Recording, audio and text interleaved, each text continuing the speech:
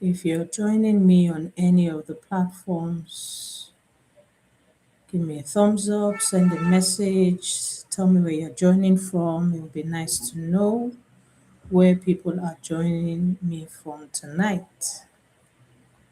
Good evening, everyone. Hope your day has been fantastic. It's been great. You've been able to achieve a lot of things you set out to achieve today. Yeah, I'm grateful for today. I did a lot of mind work today, and I'm grateful for that. I'm grateful that it happened. Okay, so let us jump straight into our topic for tonight. Tonight, we're going to be talking about healthy boundaries, sealing up the cracks, sealing up the cracks. A house actually does not collapse in one day. It starts with small cracks that were ignored.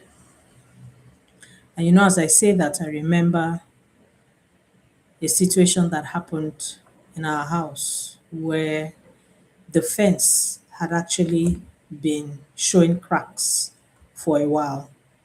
And those cracks were actually evident. You could see that, the cracks were there. But, we just felt like, oh, okay, you'll be fine. Let's give it some time. After a while, we'll get it done. And then we noticed that the fence started to bend. Well, not we, but I for it. Noticed that the fence started to bend. And even with that, we still didn't take any immediate action. And then one day, a structural engineer came to the house and he was like, this fence is going to come down very soon. And I kid you not, it was just a matter of days. In fact, I think it was like maybe 1 or 2 days after, and that fence actually came down. And thankfully, nobody was underneath the fence, or nobody was directly under the fence where it would have, collapsed on them. Even though we had a small accident of it hitting someone, and I mean, it was something that could totally have been avoided, but we thank God that there was no loss of life. But that's what happens when we see cracks and we ignore it. Eventually, the house will collapse. And this is also true in relationships. The same principle works in relationships. Have you ever said yes when you actually meant to say no? Have you ever felt like you're emotionally drained because people keep crossing your lines? Have you ever ignored red flags just because you want to keep somebody in your space? You want to be with them, you want to continue this relationship. Like I said earlier on, today we'll be talking about sealing up the cracks. So, what are healthy boundaries? And when I talk about sealing up the cracks, what I'm talking about is establishing what your healthy boundaries are in your relationship. And sometimes these are things that we just allow to happen over a period of time. We don't give it any attention. And then they begin to form cracks in our relationships. They begin to form cracks within us, first and foremost. And for us here, it always starts with us. Everything starts with me as an individual. Everything starts with you as an individual before we then move on to your relationship and any other factors that might be, considered. It always starts with the individual. And so healthy boundaries are simply emotional limits that protect your well-being. Look at it as putting like a fence, around your emotions.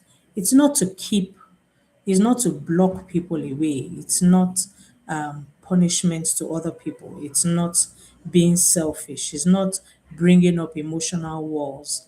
But it's saying that You can come thus far, but not farther. I mean, think about how you live in a house and you have a fence and you have a gate. The reason why most of us probably have a fence and a gate is because you want to be able to keep out, you know, animals, unwanted human beings, unwanted intruders, not unwanted intruders, intruders, because you don't want people to be able to come into your personal space without giving express permission. And that's how we should see health. That's how we should see healthy boundaries. It's not putting up a wall to, shut people out. And it's not even a thing of controlling. Healthy boundaries is not about controlling other people. It's simply being able to put a limit. Yes, I allow you to relate with me in this way. Yes, I allow you to say certain things. Yes, we can converse. Yes, we can talk about this. Yes, you can um, give me a hug. Yes, you can give me a peck on the cheek, but that's as far as you can go. Healthy boundaries. Boundaries are not about keeping love out. Boundaries are about keeping dysfunction out. And I want us to think about that for a minute. When we talk about keeping healthy boundaries, it's not because we want to shut out love from the people who want to express love to us.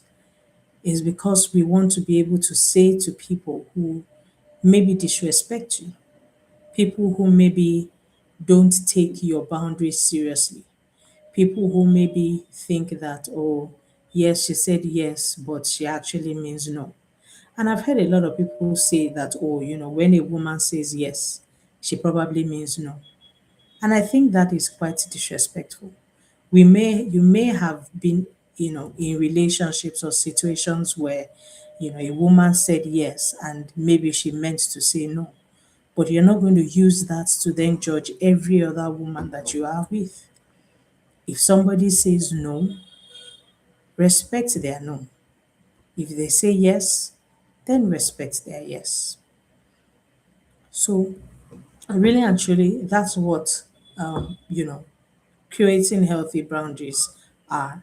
And what are some of those things that could, come up as cracks, within ourselves? Remember I said we always start with us before we then move on to other people and see how these things are affecting other people. We always start within ourselves. So what are some of these cracks? And we'll just talk about a few of them and how we could maybe, begin to seal them up. First crack that we'll look at tonight is people pleasing. And I know, we've said this thing over and over again, but it's so, major because it's one of those things that we do, and a lot of times we do it unconsciously. A lot of times we people please and we explain it away.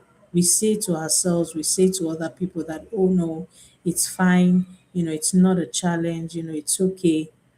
You say yes out of guilt, but you are really, when once you embark on that thing, you really begin to feel like, why did I say yes to this thing?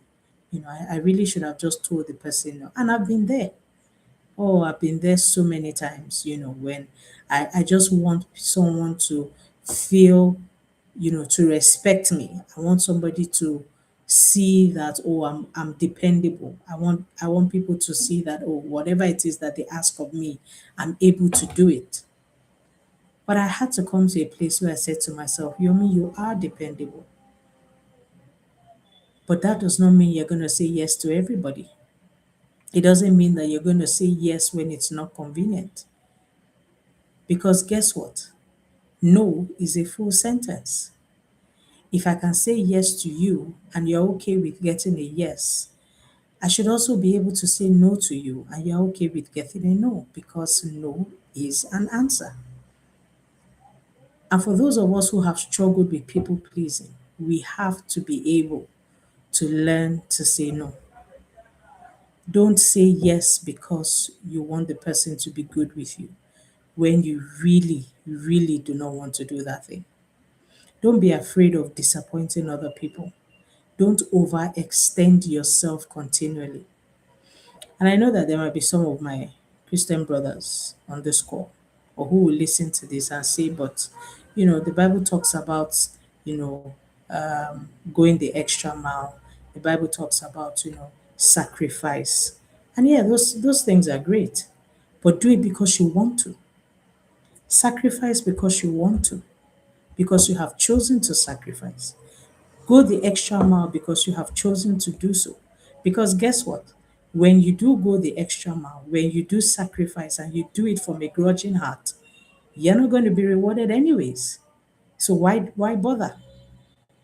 So if you want to sacrifice, if you want to go the extra mile, if you want to overextend yourself, do it because you choose to, not because you feel like, oh, I need to do this so that everybody will be happy with me.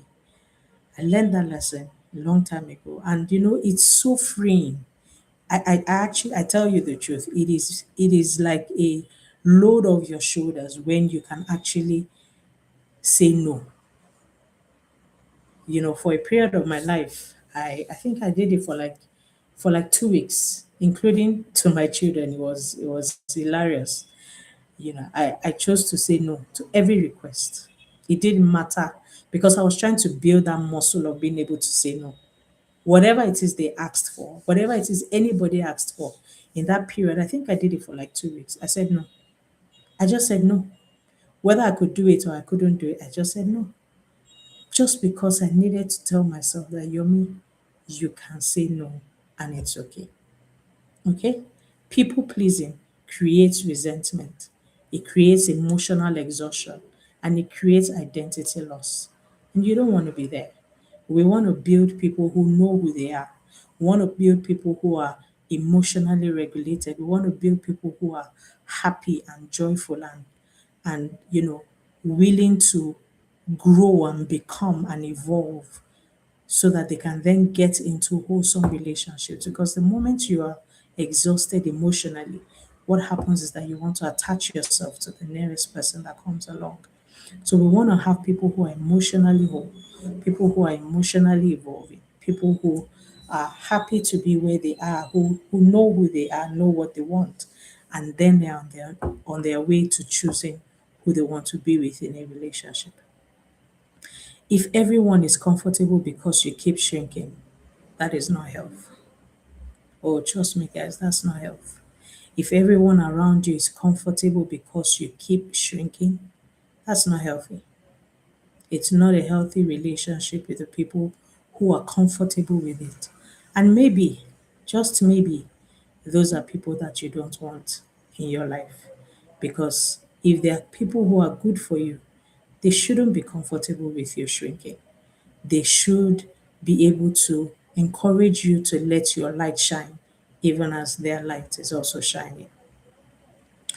So, what's another crack that we can look at? We're just going to look at a couple more. Lack of standards. Lack of standards. You don't have any standards for yourself. You don't have any set values. You don't have any thing going for you. You're like anything goes.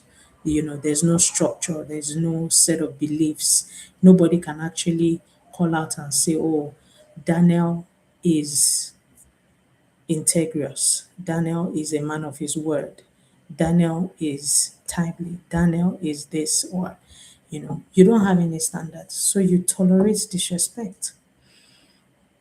You tolerate disrespect from your partners, you tolerate disrespect from colleagues, you tolerate disrespect from people who are younger than you, people who are older than you. And I know sometimes, people might be thinking, but what about if this happens a in an office situation, where your boss is is disrespectful to you? And I say to people, the world of work is changing today, especially with the advent of, the Gen Zs. The world of work is changing. And a lot of older people in the older generation are beginning to realize more and more that you can't just, talk to people anyhow. And so if you have a boss who is disrespectful, you need to respectfully let them know. I know there are ways to these things. There are ways to having these conversations. And I know some of those bosses might be difficult to approach. Find a way. This was the same thing I was telling a group of people that I had a training with, I think it was last month. There's always a way to let them know that you're being disrespectful. So don't tolerate disrespect because you deserve to be respected. And if anybody wants them to respect you, if anybody wants them to respect them, then they also must respect you in return. And then don't engage in inconsistent communication. Don't be here today, available today, present today, and then you're gone for the next 2 weeks.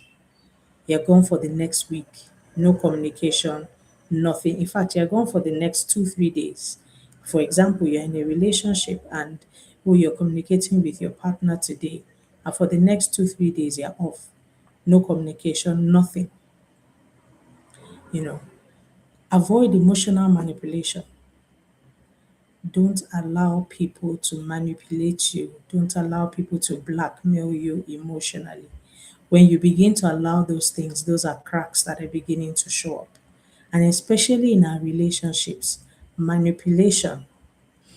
If we're going to make reference to manipulation from scripture, scripture actually calls manipulation witchcraft. But that's conversation for another day. What you repeatedly allow becomes what people think is acceptable. The more you let it go, the more you allow it to happen, the more the people think it's acceptable. And so they keep doing it. As human beings, the people say children are like foam. Whatever it is they see and hear, they absorb. I beg to say that yes, that's true, but I think even as adults, we're the same thing. Because if an adult is programmed in a certain way, if an adult is allowed to see certain things play out over and over and over again, they take it on. They accept that this is okay, so I can keep doing this. I've been doing it, nobody shut it down. So I'll continue to do it. And that's just the way it is. So if you keep allowing people to disrespect you, if you keep allowing people to not uphold the standards that you have set for yourself, if you allow people to continue to break it, if you allow people to continue to, keep shifting the edge, keep shifting the edge, then what you're saying to them is, okay, this is fine. Meanwhile, it's not because you're not happy with it. Every time it happens, you go back, you're sad, you cry about it, you complain, but then tomorrow comes, the person does the same thing and you allow it. I remember working with a client who, the wife said to me that she knows that she enabled her husband for so many years to just be very passive in the relationship because he kept doing it and she never complained. She never complained to him. She would complain to everybody else, but never to him. And so he thought it was fine. He thought there was no problem. But the guy is not a wizard. He cannot know what you don't like unless you say so. So you're in that relationship today and things are happening. There's inconsistent communication, there's a total disrespect of yourself, of your personality, of your values, there's manipulation of your emotions, and you are repeatedly allowing this to happen. Your partner is going to think you've accepted it, but you know you haven't because you complain to everybody else but her. You complain to everybody else but him. So let's stop that today. One more crack. Let's look at weak physical boundaries. So yes, we'll talk about on this in Transformed You. We're looking at people who are single and wanting to get into relationships and how we can become wholesome individuals before we then get into wholesome relationships. So, what are the examples of cracks that can happen for weak physical boundaries? You experience pressure around intimacy. You've made a vow to yourself and to your God, and you said you don't want to have sex before marriage. But then your partner keeps pushing the boundaries. You say, okay, today we're just gonna kiss, and that's as far we're gonna go. And then you kiss, and after that, you have hands beginning to move in places where you don't want them to go. Compromising values, allowing emotional pressure to override your convictions. So, especially when it comes to physical boundaries, do you know what you want? Do you know what physical boundaries you want to put in place? And I know it might sound archaic in this generation to have people who want to wait until marriage, but there are people who want to wait until marriage. And if you have a partner who has decided that they want to, respect that. And for you who has made that decision, respect your decision and don't allow your boundaries to be pushed to any level. You know, the Bible talks about fleeing every appearance of evil. I like the fact that he uses the word appearance because sometimes you might say to yourself, oh no, it's not it. But does it look like it? Does it have any form of resemblance to it? If it does, the Bible says flee. It doesn't say walk away. It doesn't say stroll. It doesn't say run. It says flee. That scripture is actually quite funny. But yes, it is true. So boundaries protect both your body and your future. It's your choice. You've chosen it. Stay with it. Don't allow your boundaries to be pushed unnecessarily. So there are so many reasons why people, struggle with boundaries. And these a lot of these things come from things that we have experienced in the past. You've experienced rejection in the past and you don't want to be rejected again. So you allow the person to just say, okay, okay, just for today. You allow it today and then tomorrow, it's like how people who are on a weight loss journey and I used to find myself in this place. And we'll say, oh no, just today. We'll just eat that chocolate just today. We won't do it again. And then tomorrow we'll say, oh, just today. But the more you do it, the more your brain is actually beginning to register that this is what you want. And then it becomes more difficult to say no. You want to be liked. You need approval.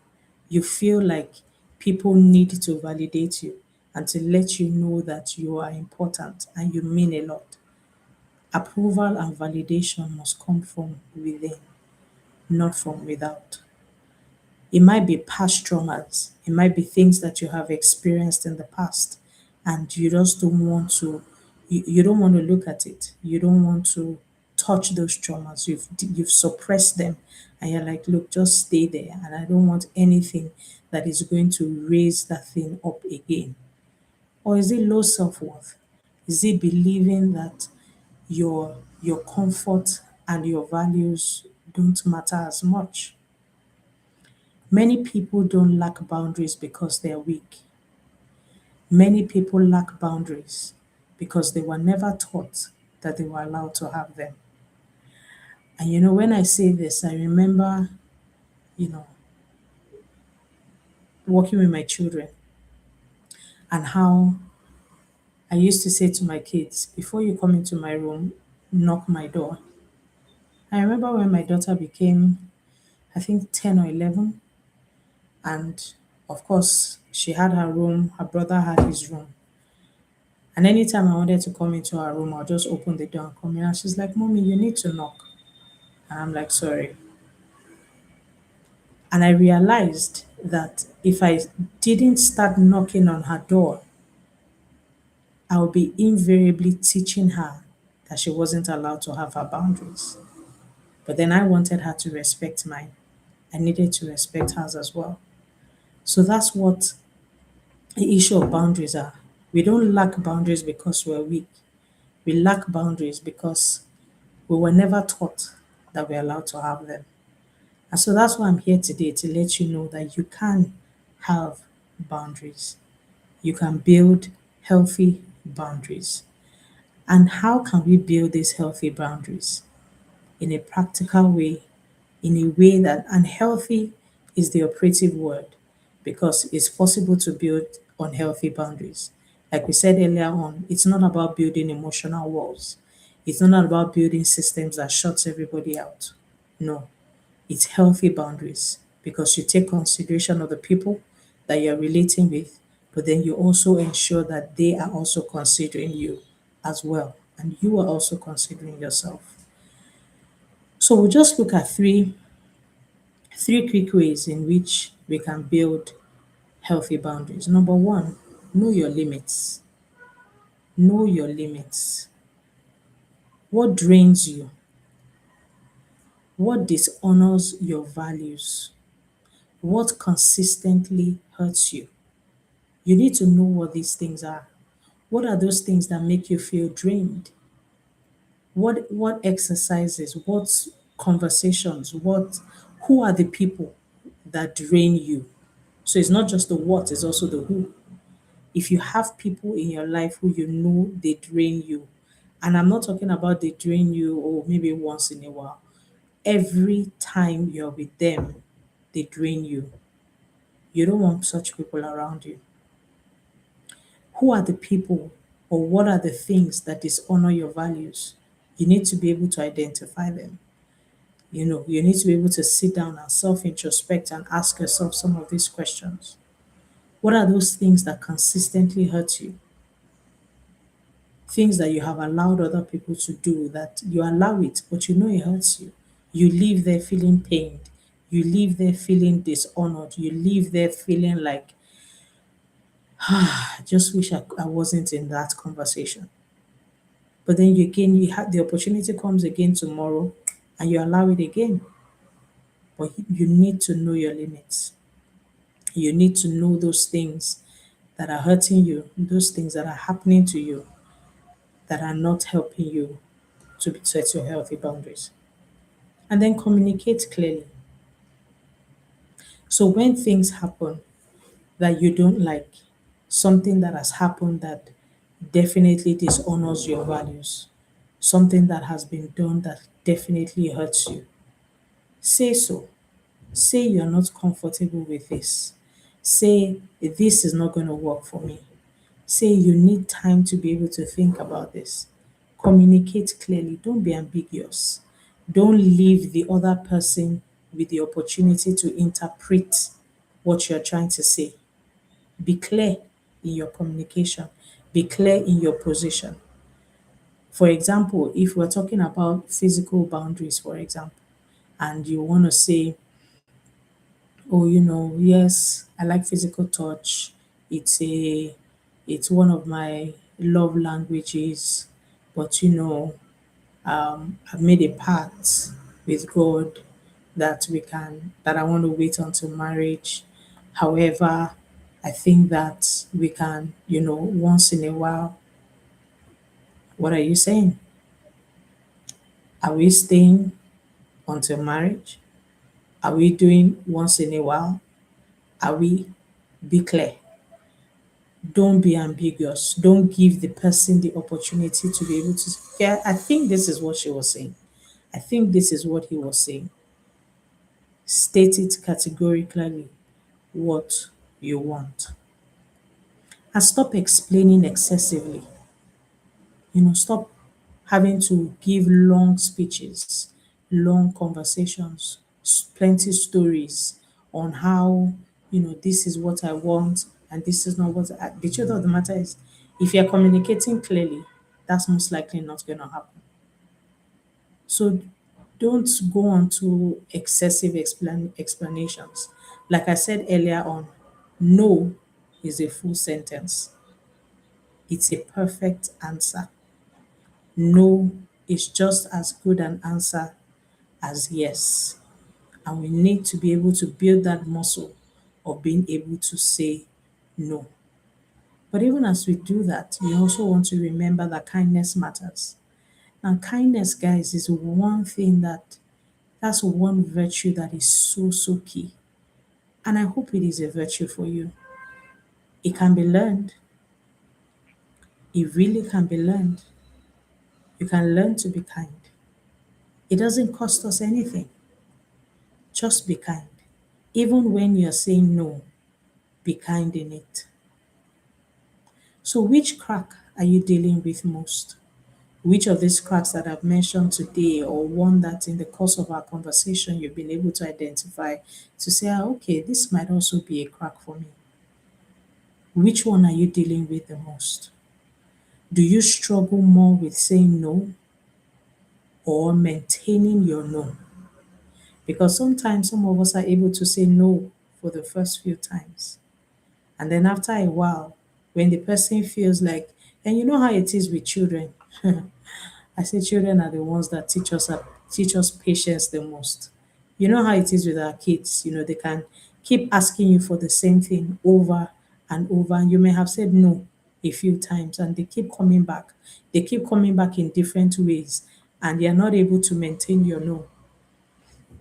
That might seem like a light thing, but in your relationship, as it regards your values, as it regards your healthy boundaries, that you've set this boundary and you've said this is the limit, this is as far as you can come and no further. Are you able to maintain your no? Stay with it. Stay in power. Or have you ever lost yourself trying to keep peace? I remember I had a mentor who used to say, people would say to her that I want to maintain peace, and that's why I don't want any trouble in my relationship. And she always asks, whose peace? Whose peace is more important, your peace or their peace? So, my friend, healing without boundaries often leads to repeated pain. You may have gone through some form of trauma, you may have gone through some difficulties, and you're wanting to go through healing. But if you don't put boundaries in place, it's going to happen all over again. Is going to happen all over again. And we have only just scratched the surface of, the different types of cracks that we can see, the different ways in which we can deal with these things. And a lot more of this would be expounded on, in our upcoming webinar. I'm going to put the link, in the description of this video. And I hope that you register for our webinar. We really look forward to seeing you there. Um, Thank you so much for joining me live today. And I hope that you've been able to take one or two things and being able to identify those cracks that you're dealing with, knowing whether or not it's the struggle with a no or it's a struggle with maintaining the no, or whether it's about not keeping your peace, being able to identify what your cracks are, being able to know what it is that you're struggling with that has led to these cracks, and how you can begin to build healthy boundaries. Thank you so much for joining me today. I really, really appreciate it. And I'm grateful that you were here. It's me, always your friend, Moduni. I honor you and I love you. Have a good evening and bye for now.